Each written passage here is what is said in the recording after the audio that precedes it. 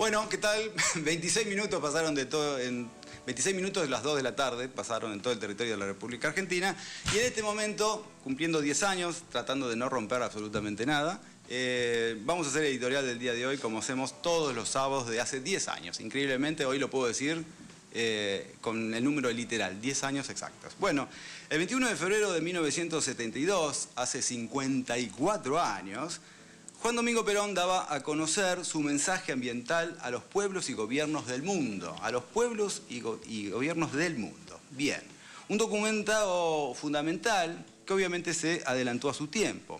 Ya en ese entonces él planteaba que el ser humano no podía ser concebido independientemente del medio ambiente que él mismo había creado.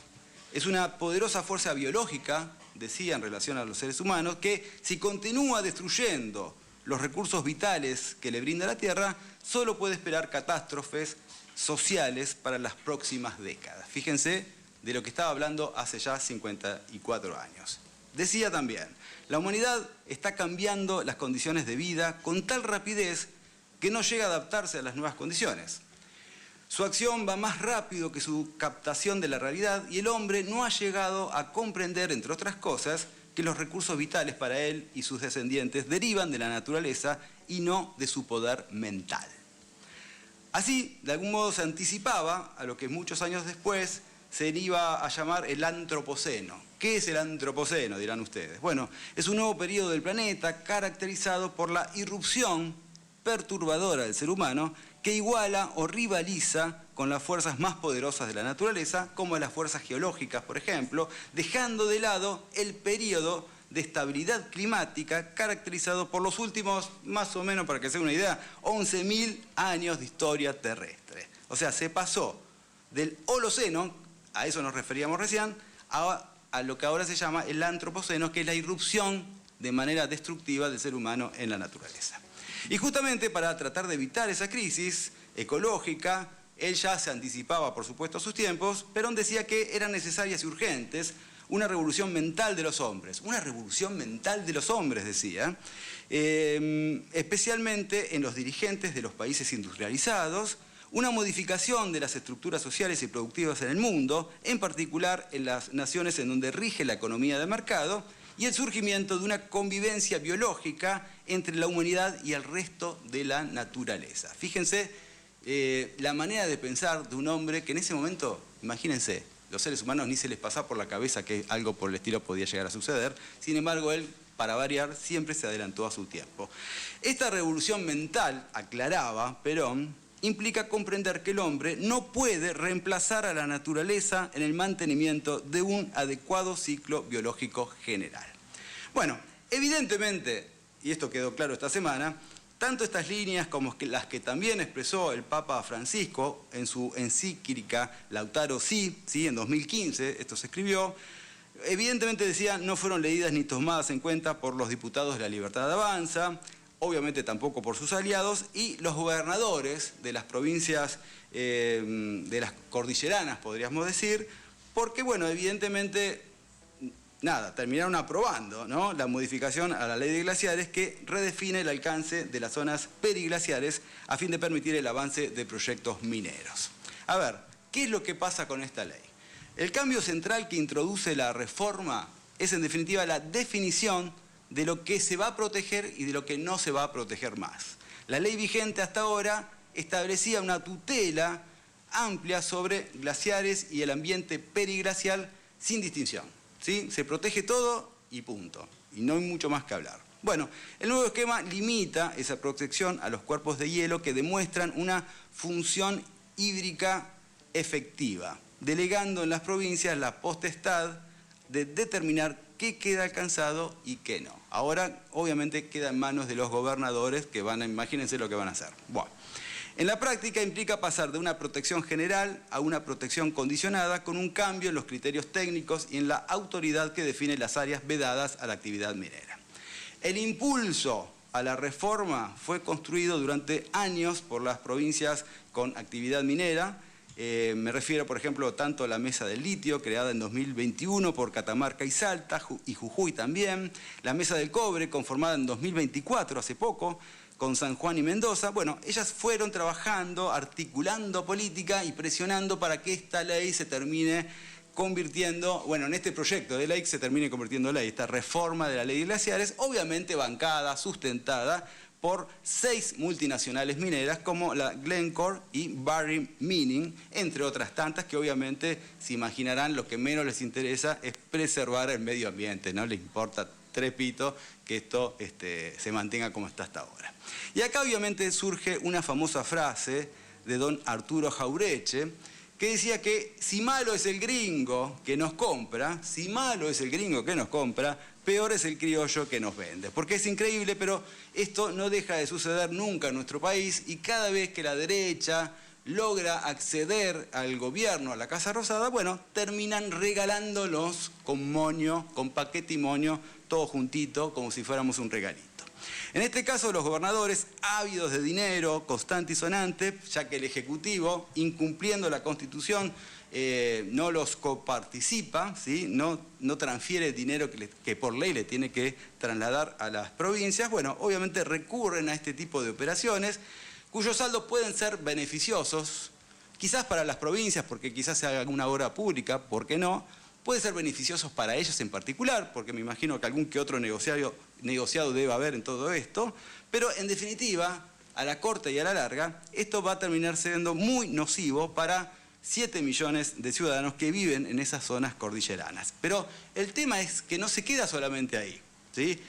Guarda con todos los habitantes también del país, porque esto puede llegar a tener un alcance nacional, ya que los glaciares constituyen una de las reservas de agua dulce apta para el consumo humano más importante del territorio nacional. Obviamente que alimentan las cuencas hidrográficas de toda la Argentina, con lo cual a la larga o a la corta también va a repercutir en todos los ciudadanos, incluso los que vivimos acá en Capital, obviamente, y hasta en la Patagonia seguimos con este tema. La cuestión es que, una vez más, el gobierno logra su objetivo, al igual que lo hizo con la ley bases, al igual que lo hizo con el decreto 70-2023, con el cual ellos siguen gobernando por decreto, porque nadie anula el decreto que está vigente, se siguen saliendo con las suyas con lo que implica la reforma laboral, la lograron meter, pese a que ahora, bueno, tiene algunos reveses judiciales, obviamente la ley ya es ley, esta ley ya es ley, esta reforma, quiere decir, ya es ley, y bueno, siempre terminan logrando el objetivo y ahora tienen justamente esta ley de reforma de los glaciares que obviamente solamente favorece a las mineras. Hasta ahora, más de 2 años de gestión, lo que hay que decir y que queda claro y que mucha gente ya lo sabe, es que bueno, este gobierno no hizo absolutamente nada para la mayoría de los argentinos y argentinas. A ver, no hay una ley que beneficie a los que menos tienen, de clase media para abajo, olvídate, no hizo absolutamente nada. Y por eso, obviamente, está bajando la imagen positiva de Milei y por otro lado está subiendo la de Axel Kicillof. En este caso porque es el principal referente de una oposición que, si realmente estuviéramos unidos y organizados, Milei ya no estaría gobernando. Esa es la verdad. Pero como esto no lo puede capitalizar la oposición, todavía estamos en veremos, viendo a ver qué es lo que puede llegar a suceder. A ver, sobre todo porque hay algo que tenemos que tener en claro. Esta gente termina ganando las elecciones, ¿sí? Entre otras cosas, pero principalmente porque dijeron que venían a mejorar, a hacer funcionar de una buena vez por todas la economía. Que venían a terminar con la inflación, que era lo que más caotizaba a la gente, sobre todo durante el periodo de Alberto Fernández, sin olvidarse de todo lo que había pasado durante esa gestión, ¿no? Que no voy a recordarlo ahora. Pero bueno, obviamente había mucha inflación, la gente se había cansado mucho y este tipo había dicho, yo vengo a terminar con la inflación, como lo había dicho Macri en su momento.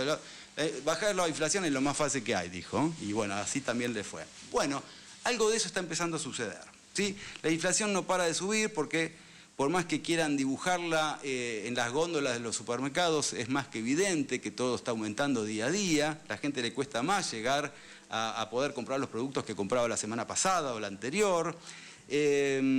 Bueno, mucha gente se está quedando sin laburo, ¿sí? Están haciendo un industricidio que ya empieza a pegarle a muchísima gente. Bueno, obviamente los que todavía tienen laburo o tenemos laburo, tenemos que tener changas y otros extras para poder lograr sobrevivir a a esta cotidianidad caótica.